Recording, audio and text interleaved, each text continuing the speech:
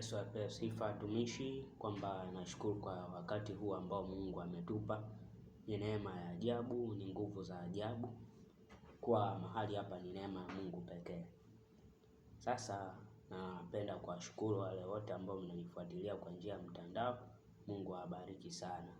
Wakati huu tutapata neno kwa ufupi, neno la kututia moyo, neno la kututia nguvu, la kutufariji.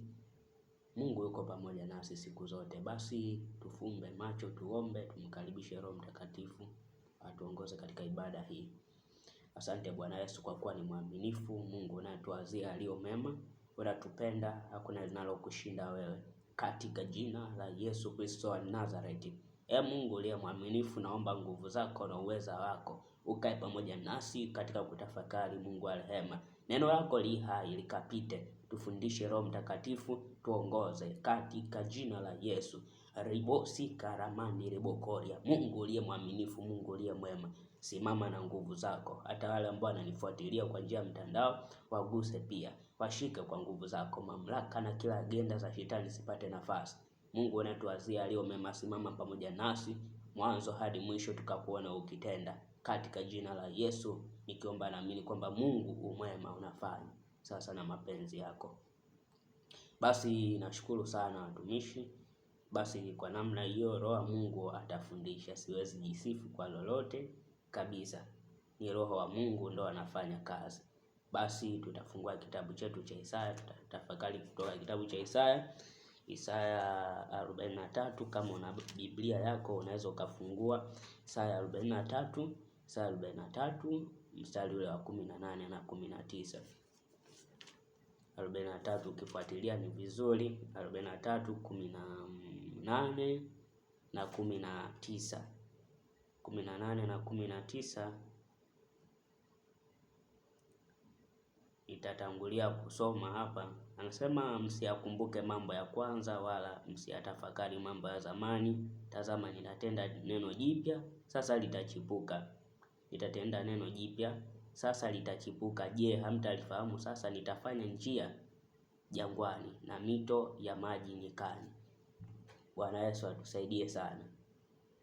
Na watu huwa wanajisumbua au kutafakari sana, kuwaza juu ya shida au changamoto zinazowasumbua. Lakini hapa tunakumbushwa kwamba msiyakumbuke, msiyatafakari. Hapa tunazungumzia historia ambayo inayokutesa kwenye maisha yako.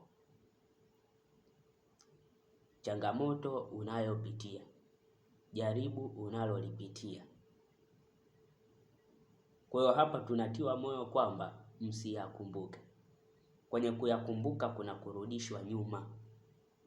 Unavyokumbuka wewe, ukiona tu hata ni jambo baya linakusumbua au ni changamoto ilikutesa kwa muda mrefu kiasi ambacho bado imekaa kwenye akili yako, inafanya kazi kwenye ufahamu wako, achana, isahau. Sahau hiyo shida, sahau hiyo changamoto. Unapoambiwa usikumbuke wala usiyatafakari, kuna maana hapo kwamba ukiyakumbuka kuna namna fulani hivi lazima urudi nyuma. Kwa hiyo lazima uhitaji msaada wa Mungu, neema na uongozi wa Roho Mtakatifu. Mungu anaposema atatengeneza njia pasipo na njia, mstari ule wa 19, pamoja na unapopitia shida unaopitia, Mungu yeye ataendelea kusimama. Mungu atabakia kuwa Mungu. Ndio maana kwa akili za kawaida wana wa Israeli kwa sio rahisi kupita kwenye bahari ya Shamu. Ndugu zangu, nataka kusema mawazo ya Mungu si ya mwanadamu, kwa sababu hamna aliyetegemea kwamba wataweza kupita kwenye maji. Tena bahari iligawanywa kwa kutumia fimbo iligawanya bahari. Sasa kwa namna hiyo, kwa akili za kawaida ni kitu ambacho hakiji akilini, hakiji kabisa, kwa sababu utawezaje kugawanya bahari ya Shamu na fimbo? Kwa hiyo ipo miujiza na mambo makubwa na Yesu aliyoyatenda au Mungu aliyoyafanya ambao kwa akili zetu za kawaida hayawezekani. Sasa na mimi nataka nikutie moyo kwamba kwa Mungu yanawezekana.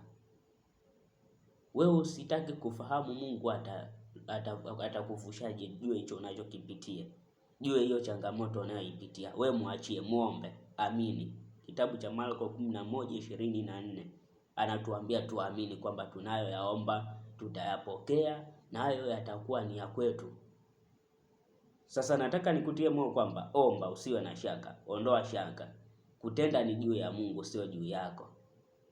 Na mawazo yako ni madogo, yana mwisho, lakini mawazo ya Mungu hayana mwisho siku zote. Waliokuwa wanakuwazia mabaya wanashangaa unavuka. Wewe uliokuwa unawaza kwamba kwenye hilo zito unalopitia hauwezi kushinda, unashangaa unashinda. Neno la Mungu linasema kwamba tunashinda na zaidi ya kushinda katika yeye atutiaye nguvu. Unachopitia mwachie Mungu, atafanya. Bwana Yesu atusaidie sana. Bwana Yesu atusaidie sana. Mungu akutie nguvu. Mungu akuvushe. Wewe unayopitia kwenye hiyo shida ni ndogo sana mbele za Mungu. Unaopitia kwenye changamoto, Mungu yuko upande wako. Simama na Mungu atakuvusha. Bwana Yesu atusaidie sana.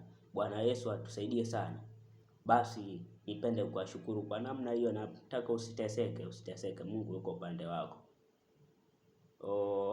Nimesema kwamba tuendelea na kipindi chetu. Shuhuda ziko nyingi, watu tunaomba pamoja kwenye grupu letu la Inuka na Uangaze Ndani ya Yesu, pamoja na YouTube pia napatikana.